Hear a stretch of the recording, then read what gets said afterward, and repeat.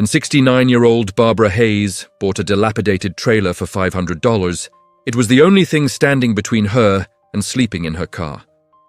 The previous owner had vanished without a trace, leaving behind a single cryptic note tucked under the kitchen sink. The truth is buried where the shadow never moves. Barbara thought it was nonsense from someone unstable. But 3 months later, when her trailer started sinking on one side, what she unearthed from underneath didn't just shock the FBI, it exposed one of the largest art heist operations in American history. Stay until the end, because what Barbara found buried beneath that $500 trailer would be valued at over $80 million. Barbara Hayes had been a librarian for 35 years before the cancer diagnosis. Stage 3 breast cancer. The treatments drained her savings, the medical bills piled up, and when she finally beat the cancer, she'd lost everything. Her house went to foreclosure. Her retirement account was empty. At 69 years old, Barbara found herself living out of her 2005 Honda Civic with everything she owned stuffed in the back seat. She'd been sleeping in Walmart parking lots for 2 months when she saw the ad on Craigslist. Mobile home for sale, $500 cash, as is, must move immediately. The ad had been posted just 20 minutes earlier. Barbara called the number with shaking hands. A man answered, his voice rushed and anxious. It's yours if you can get here in the next hour with cash. I'm leaving town tonight. The trailer was in a rundown park on the outskirts of Bakersfield, California. When Barbara arrived, she understood why it was so cheap. The 1978 single-wide was a disaster. Peeling paint, broken windows, a door that hung crooked on its hinges. But it had a roof, it had walls, it was shelter. The owner, a thin man in his 40s who wouldn't give his name, practically threw the keys at her. It's yours. Title's inside. Don't try to contact me. He took Barbara's $500 in crumpled bills and drove away in a truck with out-of-state plates, leaving a cloud of dust. Barbara stood in front of her new home and cried. Not from sadness, but from relief. She finally had a place to sleep that wasn't a car seat. The inside was worse than the outside. Stained carpet, a kitchenette with a rusted sink, a bathroom where the toilet barely worked. But Barbara had survived cancer. She could survive this. She spent the first week cleaning, scrubbing years of neglect away. That's when she found the note. It was tucked under the kitchen sink, folded into a small square and sealed with tape. Barbara almost threw it away, thinking it was trash. But something made her open it. The handwriting was shaky, written in pencil on lined paper. The truth is buried where the shadow never moves. I'm sorry. I couldn't live with it anymore. If you're reading this, you deserve to know. The middle holds everything. God forgive me. Barbara read it 3 times, trying to make sense of it. Shadow never moves? Middle holds everything? It sounded like the rambling of someone having a breakdown. She folded it back up and threw it in a drawer, dismissing it as the previous owner's personal demons. For 3 months, Barbara made that trailer into a home. She got a part-time job at the local library. She planted flowers in old coffee cans outside her door. She made friends with her neighbor Maria, who lived 2 trailers down. Life wasn't comfortable, but it was stable.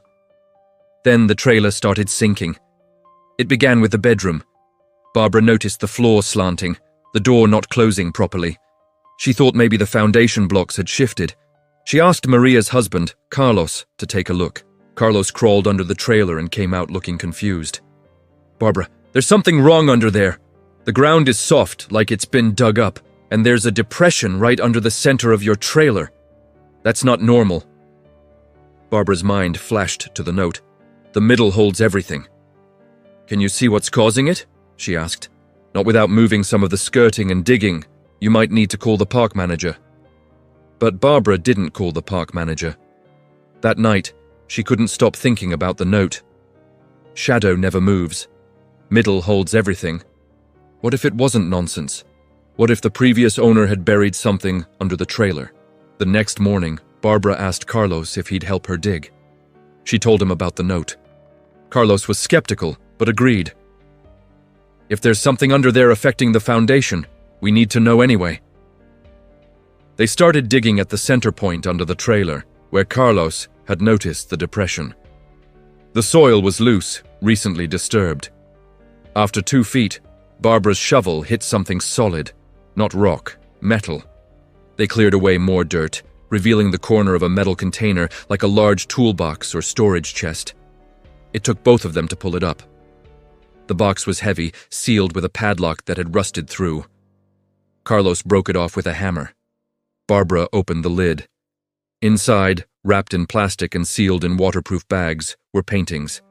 Small ones, maybe 12 by 16 inches, in ornate frames. There were 7 of them. Barbara carefully unwrapped one. The painting showed a woman in Renaissance clothing, exquisitely detailed. In the corner was a signature she didn't recognize. But something about the quality, the age of the canvas, told her these weren't reproductions. "Are these real?" Maria whispered. She'd come over when she saw them digging. "I don't know," Barbara said, "but I think we need to call someone." If you're as shocked as Barbara was at this discovery, please hit that like button and subscribe to our channel. We bring you stories of ordinary people who stumble into extraordinary situations. Barbara called the local police non-emergency line. Within an hour, 2 officers arrived. When they saw the paintings, they called their supervisor. The supervisor called the FBI. By evening, Barbara's trailer was surrounded by federal agents. They carefully cataloged each painting, took photographs, asked Barbara dozens of questions. Where did she buy the trailer?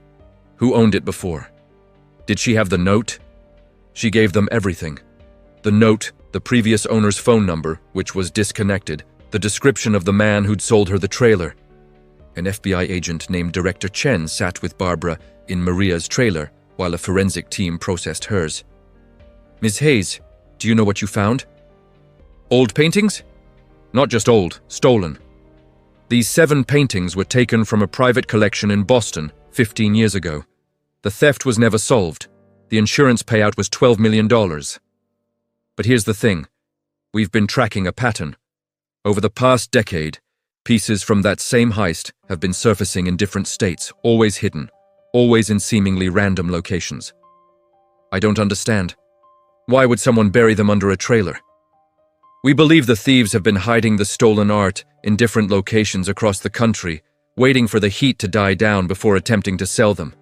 Your trailer was probably just a storage site, but something spooked the previous owner. He abandoned it and ran.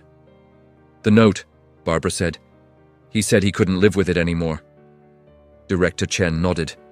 We've seen this before. Sometimes people involved in these operations get cold feet. Guilt catches up with them. We think your seller was a low-level player who got scared and wanted out.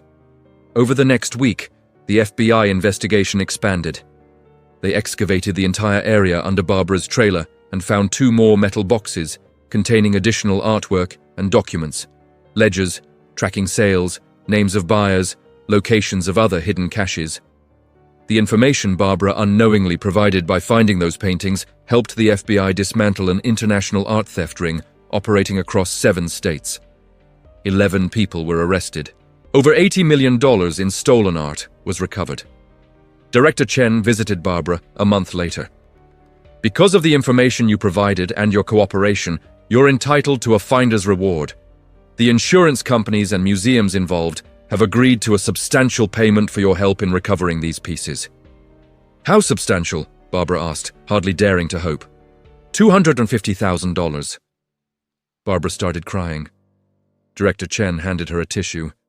Ms. Hayes, you helped solve a 15-year-old case and recover irreplaceable cultural treasures. This is the least you deserve. With the reward money, Barbara did something she'd never imagined possible. She bought a real house, not a mansion, just a small 2-bedroom home with a yard, in a decent neighborhood. She paid cash. No mortgage, no debt. For the first time in 2 years, she felt secure. She also donated $50,000 to a cancer charity that helped patients with medical bills. She knew what it was like to lose everything to treatment costs. If she could help even a few people avoid that fate, the money would be well spent. The previous owner of the trailer was eventually identified as Marcus Webb, a former art handler who'd been recruited into the theft ring years ago. He'd had a crisis of conscience and tried to walk away, abandoning the trailer and everything in it. The FBI found him living under an assumed name in Montana. He cooperated fully with the investigation in exchange for a reduced sentence. Barbara kept the cryptic note, framed it, and hung it in her living room. "The truth is buried where the shadow never moves." She figured out what it meant eventually. The shadow never moves at noon, when the sun is directly overhead. The middle of the day. The middle of the trailer. It was a clue meant for someone, maybe law enforcement, maybe his conscience, to find what he'd hidden. Today, Barbara is 71. She still works part-time at the library because she loves it, not because she needs to. She volunteers at the local homeless shelter twice a week, helping people who are where she once was, living in cars, struggling to survive. She tells her story to anyone who'll listen, not to brag, but to give hope. "I bought a falling-apart trailer for $500 because I had nowhere else to go," she says.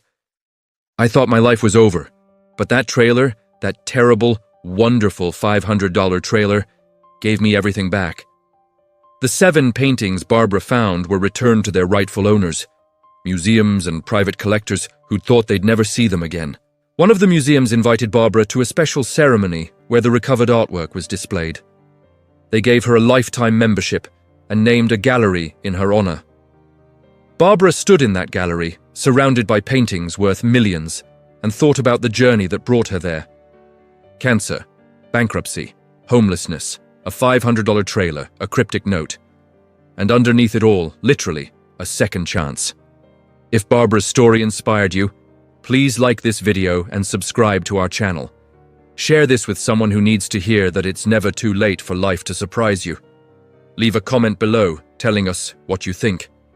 What would you have done if you found those paintings? Thank you for watching, and remember that sometimes our lowest moments put us exactly where we need to be to find something extraordinary. Sometimes the worst investment you ever make turns out to be the best decision of your life. And sometimes, the truth really is buried where you least expect to find it.